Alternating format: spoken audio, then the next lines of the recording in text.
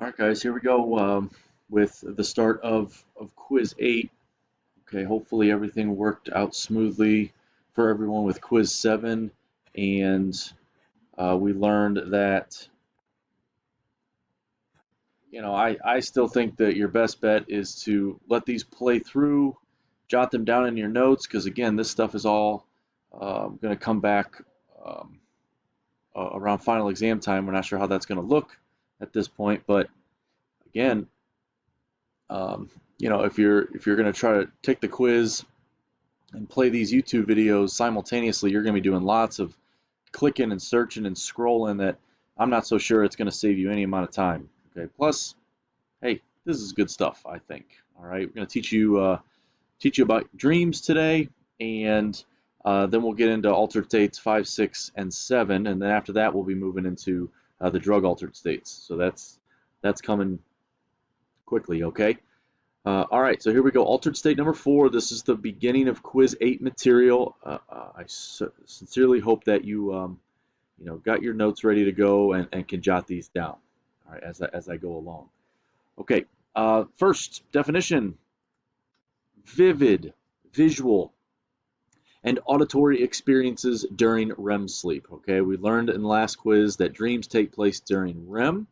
Okay, and predominantly they include the sensations of vision and hearing. Although you guys know just as well as me, uh, at least those of you that remember your dreams, that you can have dreams involving taste and touch and even smell. But hopefully, guys agree that vision and audition are two of the more common experiences during a dream state. Statistically, again, for those that do remember their dreams, we are dreaming for approximately 2 hours per night, okay, because of that sleep cycle. We revisit REM multiple times a night. 1, 2, 3, 3, 2, 1 REM, 1, 2, 3, 3, 2, 1 REM, where we could be having up to 5 or 6 dreams per night. We're lucky if we can remember one dream, right?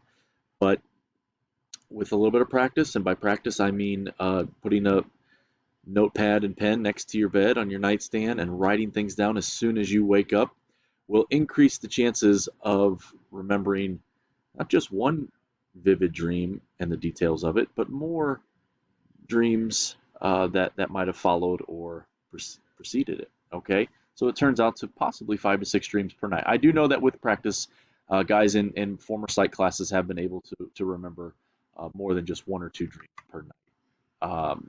But yes, most of the time, when we wake up, when that alarm clock goes off, it is time for our brain to make space for more important material. So they are typically forgotten, unless woken during REM sleep, as it says here. An experiment done way back in the 60s, pretty simple experiment if you ask me. A psychologist by the name of Berger would wake people during different stages of sleep, and as soon as they woke, would ask the participants, do you remember what you were dreaming about? And the group that recalled the most details of a dream were the ones woken during REM. Makes a lot of sense. It is the dream stage of sleep, so waking a person during REM seemed to yield the most results, an 85% chance of recall. Okay, you see these things I've got popped up on the screen here. Um, there's this one called Sleep Time. There's iSleep. I think a couple of these apps cost money.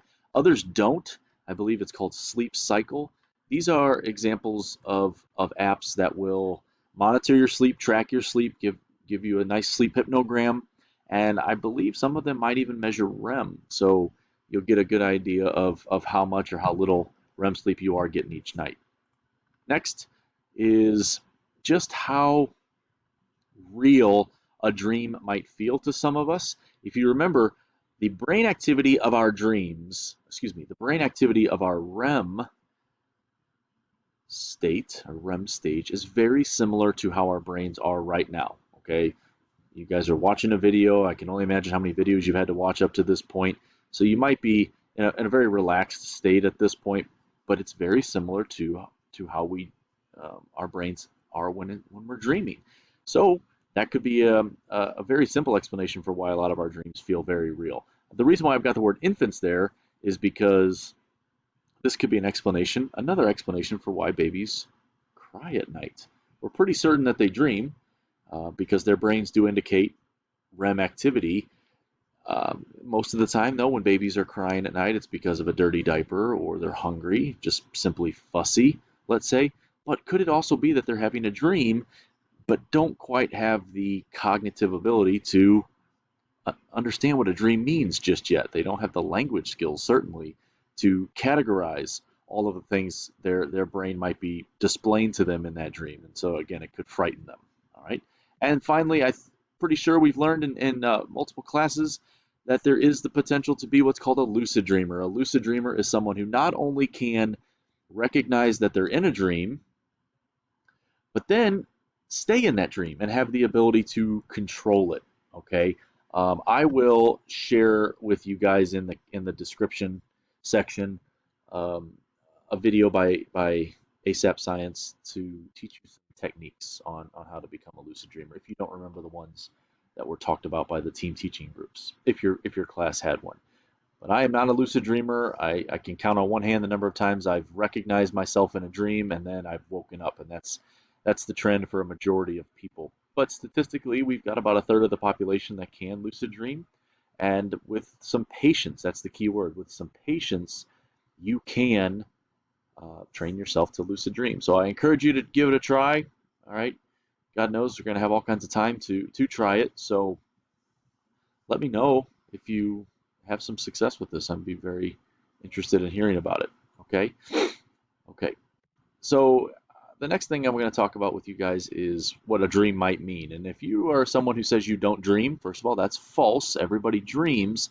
It's simply a matter of whose brain determines to store that memory of the dream for a little bit and whose doesn't. So for those of us who do remember their dreams, we've got different ways to look at it. And the first dream theory I want to entertain you guys with is from, of course, Sigmund Freud. All right, Sigmund Freud placed a lot of value in his dreams. Remember, he case studied his own dreams. So not only case studied himself, but other people, and stockpiling all these what are called latent content and manifest content dreams, he would eventually come up with dream theories and symbols for these dreams. And he called it his wish fulfillment theory. All right, so look at the term there.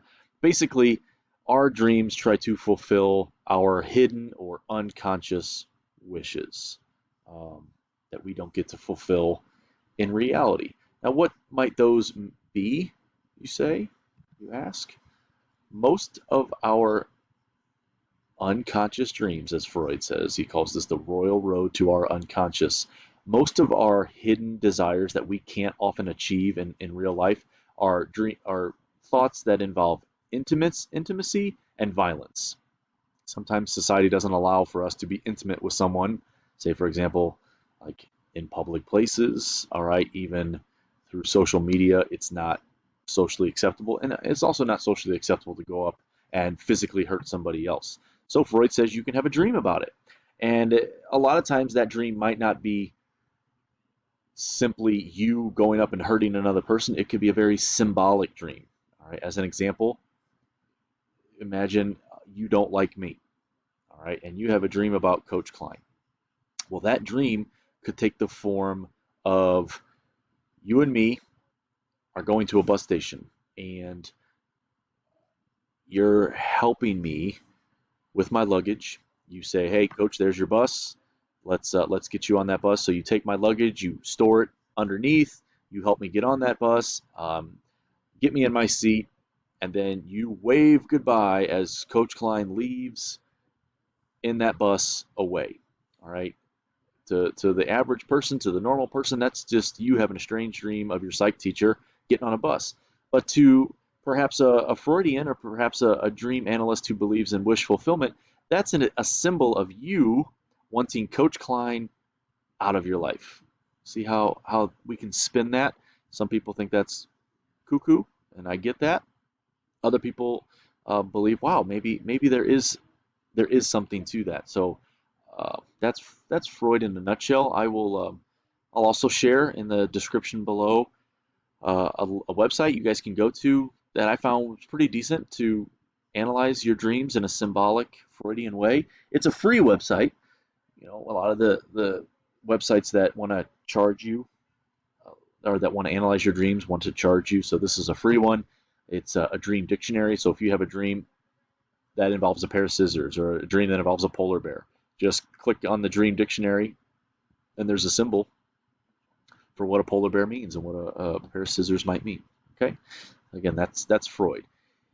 Then there's the exact opposite theory to Freud, and it's called the mental house cleaning theory. Mental house cleaning theorists believe that basically it's your brain trying to clean house. It is your brain's way of flushing out all irrelevant thoughts or associations from memory. Okay, so they do not place a lot of value in a dream. This is just random thoughts, random sounds, words that make no sense, and it's your brain just trying to get rid of it. So there you have what's the mental house cleaning theory. And third, which is I think the most recent one, it's the most widely accepted one, is called the activation synthesis theory. It's a bit of psychology jargon there, a bit wordy, but here's basically what it says. Kind of like mental house cleaning, in that dreams are generated by random activity. Okay, so in the ponds, you can kind of see, if we get going back to a long time ago, we learned about this area right in here, the top of the brainstem. When we hit REM, ponds basically randomly triggers other areas of the brain, and that releases all kinds of random thoughts, random sounds, let's say. And let's say, for example, those thoughts are of fire, maybe baseball, um, a car, and then you've got rain, and then, of course, because it's recent, the word virus there. So those are just 5 things that the brain just randomly sort of releases that the brain randomly releases while you're in the middle of a REM stage. Okay, I'm trying to be able to click for you guys here. So what it's going to do next is it's going to try to make sense of it all, make a story out of it. All right, so let's say we've got fire, baseball, a car, rain, and a virus. All right, go ahead and use your imagination there and try to make a story out of those 5 things. Sometimes it's really easy to do, other times it's not easy to do. Okay, you're driving in your car, it's a rainy day. Um, you know, this is you don't want to get out of your car because there's a virus outside, and you know you're getting ready to go to a baseball game, and as you're driving, you see that there's a house on fire. Not even remotely um, the correct answer. That's the best thing I could come up with at this moment. But you can spin that any way you want. And what these guys who proposed this theory said is, regardless of the story that's being told, that was good for your brain. It gives our brains, even when we're asleep, a chance to grow, recharge, and get some exercise. All right, so that really high activity during a REM cycle is really good for the body, but it's also an opportunity for the brain to get a little extra exercise. So that's what's called the activation synthesis. All right, so there's our introduction to dreams. All right, what the basic definition is, some stats on it, and different theories. Again, take a look at a couple of those links in the description. I think you'll find those enjoyable. And then our part 2 will include the content of our dreams, what we're dreaming about more specifically, and what that means. All right.